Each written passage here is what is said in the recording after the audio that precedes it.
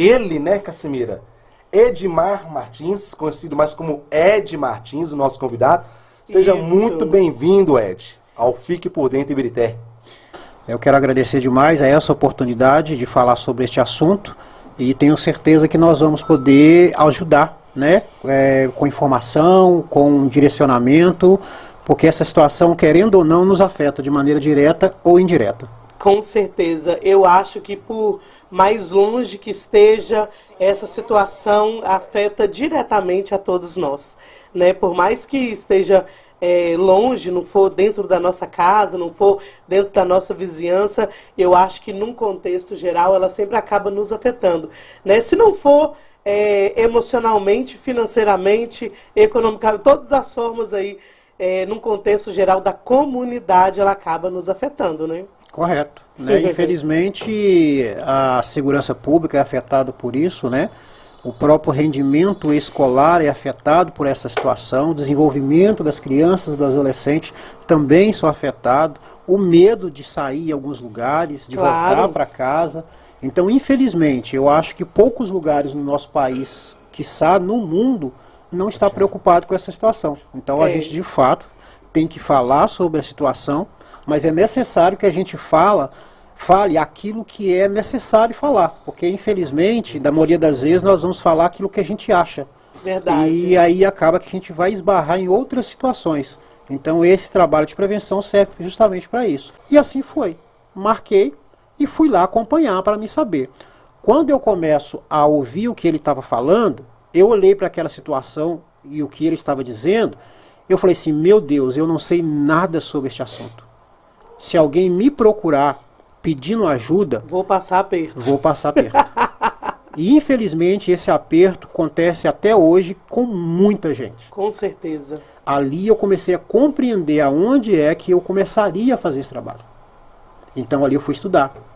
E por, não coincidência, mas por direcionamento que eu assim eu acredito, era uma sexta-feira e uma amiga, a irmã de uma colega minha, ela me falou assim, olha Edmar, tem no governo federal uma capacitação para pessoas que querem trabalhar com prevenção às drogas. Olha. Isso era uma sexta-feira, 4 horas da tarde. A inscrição terminava 6 horas da tarde. Nossa! E eu não estava em casa. Eu não estava em casa. E aí eu cheguei em casa mais do que rapidamente e fiz a minha inscrição. 10 dias veio o retorno. Você foi selecionado para fazer parte da capacitação da SENAD, que é a Secretaria Nacional de Política sobre Drogas. Então eu sou certificado por esse órgão federal e posso fazer esse trabalho em qualquer lugar do país se eu quiser. De fato, após você entender que você precisava conhecer mais sobre o assunto. Correto. Porque as pessoas confundem muito, né? Sobre estar atualizado no tema e saber sobre o assunto. Correto. Porque como ensinar se você não sabe? Nós só passamos aquilo que nós sabemos. E é um assunto muito difícil, né? É um assunto um pouco minucioso, melindroso também, porque se trata de uma fragilidade humana. Sim. Né? E você vai lidar com dificuldades não só de um ser humano quanto da família, né? Correto. Todo tema desconhecido nos traz medo. Sim. Então, quanto mais a gente falar sobre prevenção, quanto mais a gente explicar o que é prevenção, aonde ela deve ser aplicada, qual é o público que a gente vai falar, o que falar com esse público, mais pessoas vão ter medo de falar. Exatamente. O problema é que a gente não fala, por causa do medo que já existe já de maneira natural. Mas quando eu comecei a entender isso, eu também perdi o medo. Mas deixa eu te fazer uma pergunta. Por que tanto medo de falar sobre isso? Você sabe nos dizer?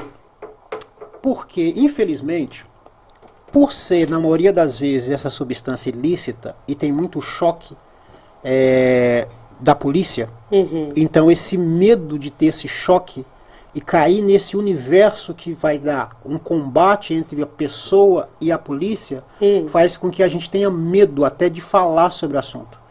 Como esse assunto é um assunto que traz muito sofrimento, e uma coisa que a gente corre de sofrimento, então a gente também não quer falar.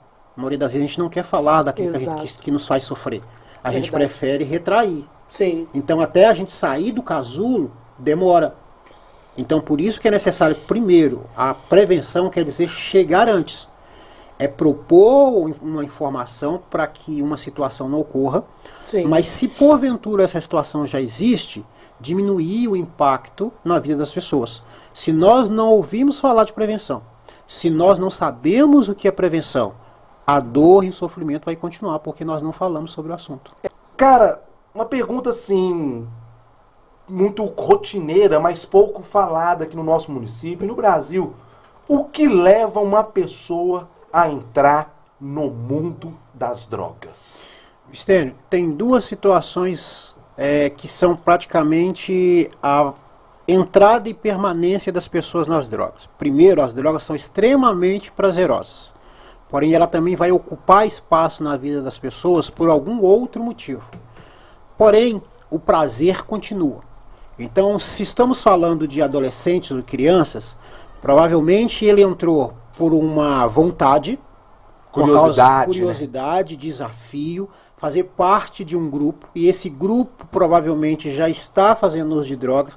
Então, para continuar naquele grupo, para se sentir adulto, para se sentir aceito, para se sentir forte, as drogas é um convite.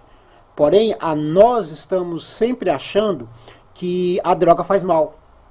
Nesse primeiro momento que nós chamamos de estágio esporádico, que é o contato com as drogas que a maioria das pessoas faz de maneira esporádica, ela não vai entrar no mundo das drogas com toda a força, vai no início ali para fazer um contato com uma outra pessoa, para participar daquele grupo, para esconder um problema que ela já tem, seja emocional, seja físico. Um vazio dentro dela, exatamente. Né? Então as drogas é aquilo que ela precisa no início, tanto no prazer como na necessidade. Então esses dois itens é primordial para a pessoa fazer uso de drogas e permanecer fazendo uso de drogas.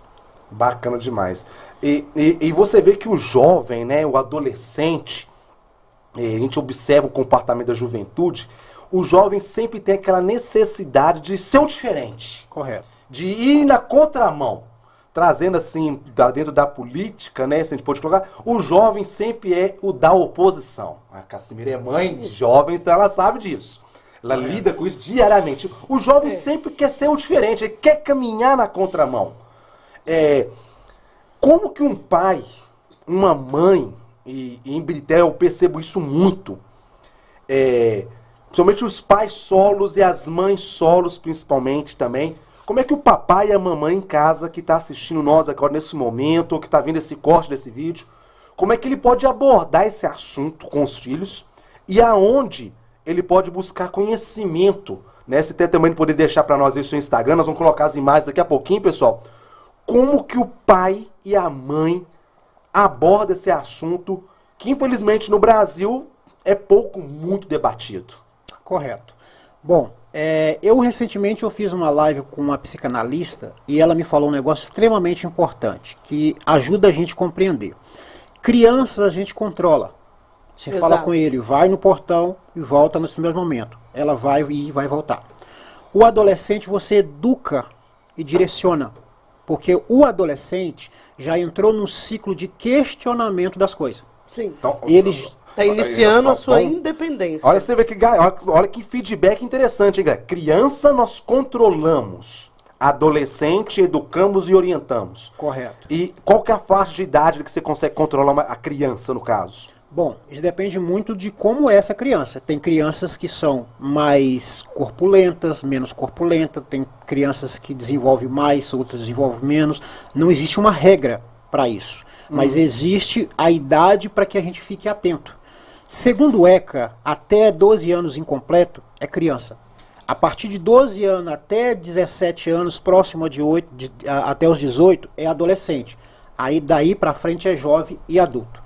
Então eu tenho alguém que vai aceitar o meu comando, que é a criança. O adolescente já não vai. Por quê? Quando nós estamos saindo do período do primeiro ciclo fundamental, que é de quinta até ao 9º ano, você tem ali 14, 15 anos, você está saindo no 9º ano. Você tem aquele universo do bairro. Quando você entra no ensino médio, o seu universo começa a aumentar. Expande, né? Expande. E no ensino médio você tem pessoas mais adultas, você tem pessoas da mesma idade que você tem pessoas mais desenvolvidas. E a influência vai começar a nos chamar a atenção. Então ele já vai começar a ouvir dos seus colegas que o pai dele não faz aquilo, mas o seu faz. Aí você vai chegar em casa, por que meus amigos fazem e eu não posso fazer? Ele já começa a questionar a sua autoridade. Porque ele vai encontrar pessoas da idade dele que vivem uma realidade diferente. Então ele vai começar a se sentir muito pressionado dentro de casa e ele quer se libertar. Ele quer ser da oposição, ele quer ser diferente, ele quer pertencer a um grupo, né? Exatamente. Ele já se sente o adulto sem ter condições de ser adulto. Ele ainda está em formação. Então, o adolescente você educa, você orienta, conscientiza, traz para perto. E o primeiro está na compreensão. Infelizmente, o assunto sobre prevenção é muito pouco conhecido. Muito pouco. Não é que não existe a informação. Como eu adquiri a informação, como que as outras pessoas que fazem política pública não têm essa informação? Alguma coisa acontece que eu não sei, porque eu não estou no meio da política, que essas informações não é passar.